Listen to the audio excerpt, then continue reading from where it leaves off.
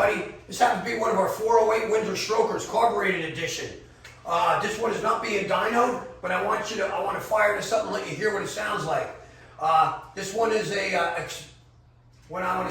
cam change. A couple guys in the last few motors are looking for some little extra horsepower. One went out as a long block and one here, but both were not being dynoed. I wanted to see what this cam is going to make. I know it's going to make some crazy ass power, but again, I want to fire it up and let you hear what it sounds like.